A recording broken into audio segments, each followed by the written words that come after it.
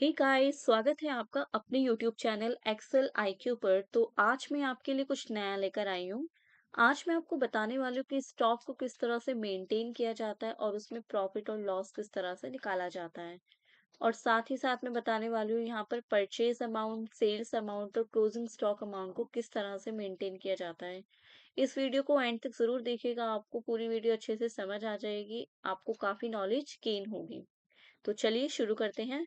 यहाँ पर serial number है, यहाँ पर आइटम जो भी आप परचेज कर रहे हैं या सेल कर रहे हैं, यहाँ पर आप कितनी क्वांटिटी में वो परचेज कर रहे हैं, कितना रेट आप उसका मतलब उसको कितने रेट में आप परचेज कर रहे हैं, यहाँ पर टोटल अमाउंट आ जाएगा इन दोनों को मल्टीप्लाई करके। सेल्स हमारा कितना हमने सेल किया है, उसकी क्वांटिटी कितनी है, रेट किस रेट पर सेल हुआ है, यहाँ पर अमाउंट आ जाएगा, यहाँ पर क्लोजिंग स्टॉक अमाउंट आ जाएगा, क्वांटिटी आ जाएगी और यहाँ पर प्रॉफिट या लॉस जो भी आपको हुआ है। तो चलिए देखते हैं। आइटम मैं ले लेती हूँ कीबोर्ड। क्वांटिटी 20 मैंने परचेज किया है। मैंने 200 पर परचेज किया है रेट में।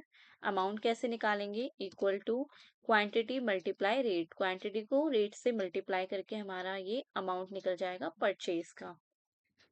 एंटर।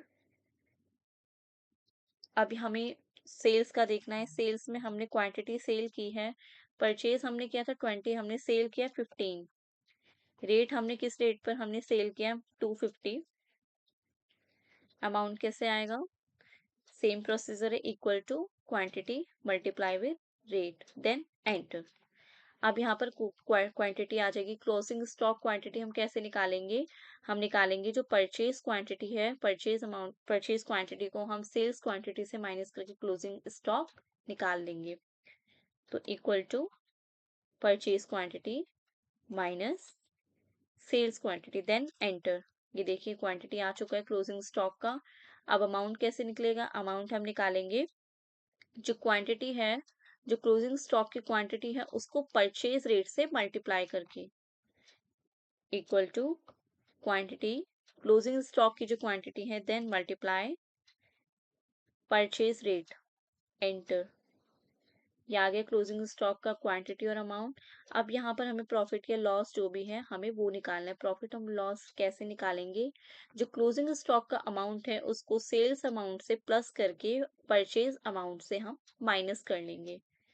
तो चलिए फॉर्मूला लगाते हैं। Equal to closing stock amount plus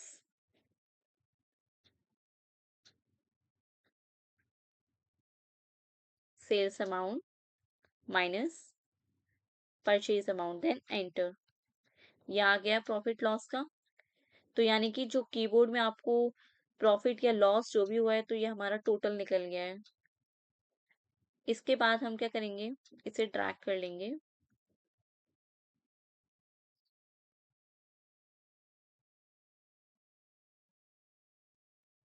इसे भी हम ड्रैग कर लेते हैं। इसे भी हम ड्रैग कर लेंगे और इसे भी ड्रैग कर लेंगे। अब इस ड्रैग करने का हमें क्या फायदा हुआ है, चलिए देखते हैं। सेकंड नंबर पे मैंने रखा है माउस। कितनी क्वांटिटी मैंने परचेज किया? मैंने परचेज किया 25। किस रेट पे मैंने किया है? 250। अब मैं यहाँ पर एंटर करूंगी तो ये देखिएगा ऑटोमेटिकली ये जो अमाउंट है वो आ जाएगा। ये देखिए। इसके बाद सेल मैंने किया क्वांटिटी 20 और जो रेट लगा है वो मैंने जो रेट जिस पे सेल किया है वो 280 है। अब यहाँ पर मैं एंटर करूंगी तो ये अमाउंट ऑटोमेटिकली सेल का आ जाएगा।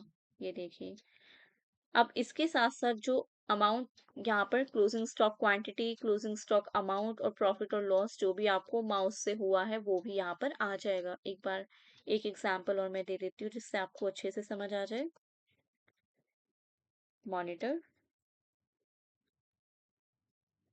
क्वांटिटी मैंने 30 परचेज की है 1500 के रेट में। अब मैं यहाँ पर एंटर करती हूँ। ये देखिए ये आ चुका है अमाउंट। अब मैंने क्वांटिटी सेल किया है 25 और रेट मैंने लिया था 1800 पे, मैंने इसे सेल कर दिया। अब मैं इसे एंटर करूंगी तो यहाँ पर सब आ जाएगा। ये देखिए टोटल आ चुका है। तो इस तरह से अगर आपके पास लॉन्ग डेटा है तो आप उसको भी पहले एक का निकाल कर आप उसके बाद purchase amount, sale amount, closing stock quantity amount, profit loss को ड्रैग करके सिंपल आप आगे सीरियल नंबर डाल के जो भी आपका आइटम्स है उसको एंटर करके उसके बाद आप इसे इजीली ड्रैग करके कन्वर्ट कर सकते हैं। तो अगर आपको वीडियो अच्छी लगी है तो वीडियो को लाइक और चैनल को सब्सक्राइब करना ना भूलें।